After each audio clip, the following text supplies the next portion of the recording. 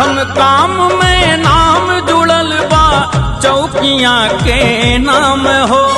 प्रथम काम में नाम जुड़ल बा चौकियाँ के नाम हो। है पावन माता की धरती जौनपुर में धाम हो, जौनपुर में धाम हो। है पावन माता की धरती जौनपुर में धाम हो, जौनपुर में धाम हो।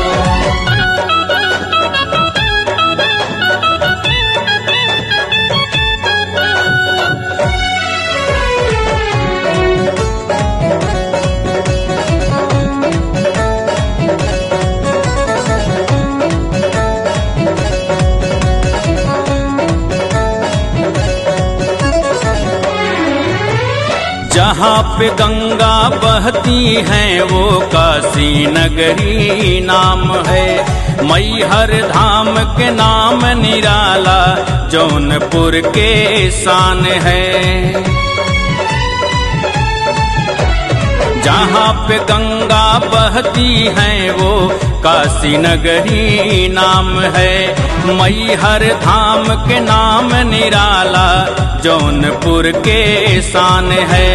जहाँ पे तीनों मिलजुल जाए वहीं पे संगम नाम है।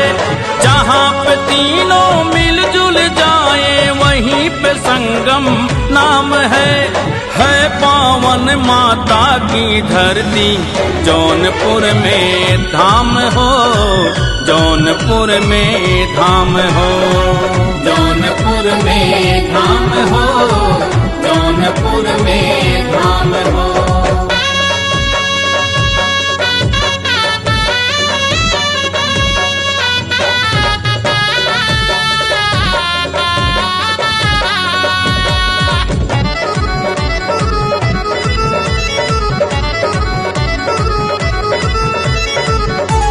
जहाँ पे जमुना बहती है वो कान्हा जी का गांव है। सत्य सनातन धर्म ध्वजा का भगवा ही पहचान है।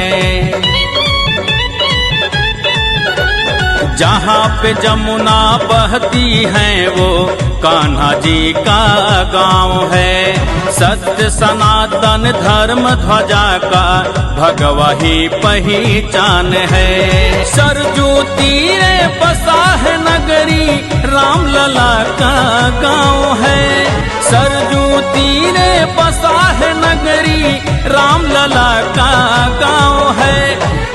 पावन भक्तों की नगरी वो अयोध्या धाम है, वो अयोध्या धाम है।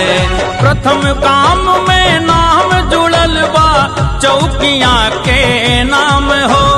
प्रथम काम में नाम जुड़ल बा चौकियाँ के नाम हो। है पावन माता की धरती जौनपुर में धाम हो, जौनपुर में धाम हो।